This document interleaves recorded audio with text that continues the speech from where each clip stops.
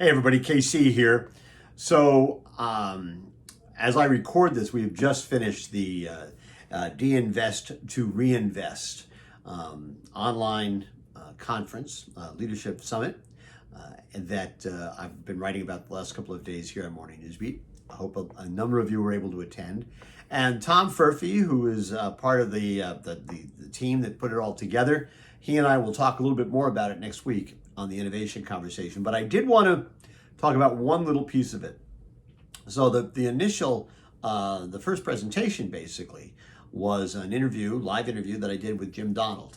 Live meaning we're on opposite coasts, but we had a chance to talk a little bit about the notion of leading through turbulence. And you know, my joke was, this is a guy who is basically, turbulence is his middle name, because virtually every place he's been to some level has been, the situation has been turbulent for lots of reasons, sometimes because of outside forces and sometimes because of inside forces, and he's had to come into the company and sort of put things right.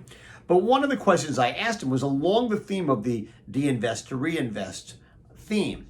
And the idea is very simple. The idea is it's actually easier for companies and business leaders to decide where they want to invest their money than it is to decide where we're going to take the money away, where are we going to de-invest. Because often those things are, while they just have dust on them and they're not really part of core values, they're things that have been around. The money's there, the energy is there, the people have been there, and so deciding to de-invest can be very, very difficult. So I asked him, I said, are there things that you think the supermarket industry should definitely, take money from here and put it over there? And he came up with an entire list. So there were four that I thought was really interesting. He said, first of all, small stores. Absolutely small stores. He talked about that being something that Albertsons is going to do, moving away from big box stores and moving to smaller, more targeted neighborhood stores. That was number one. Another thing, he says, move away from traditional methods of getting product and move to micro-fulfillment centers. Okay, that's going to be something he thought that was going to be really, really important. Three, he thought, move away from real estate, work at home. When you can work at home, it's a really, really good thing to do. And it allows you to save an awful lot of money on real estate. Okay. Now, obviously, it doesn't work for people who are working inside the store, but at a corporate level, work at home whenever you can. And finally, the notion of de-invest from systems that actually put all the authority in the C-level and invest in systems that allow the front lines to have more authority, to be more empowered, to move the business forward. And what I thought was interesting about all of these, and a couple of the others that he mentioned, was virtually everything he talked about were things that would move companies closer to the customer, right?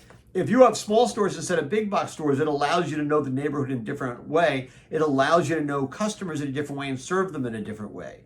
If you're dealing with micro-fulfillment centers, you're able to be much more targeted in terms of the products that you carry and how you get them to people.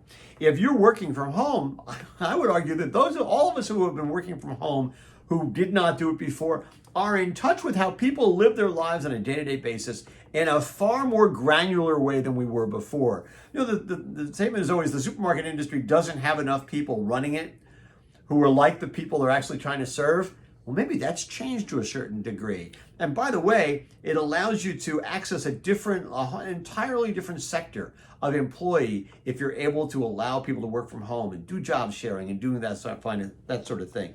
And finally, boy, if you empower the front lines, they are the people who are dealing with the customers on a day-to-day basis. If you empower them, allow them to make decisions, I think the vast majority of those decisions are going to be good ones. So everything he talked about brings businesses closer to the customer. And that, at the end of the day, is what the business has to do.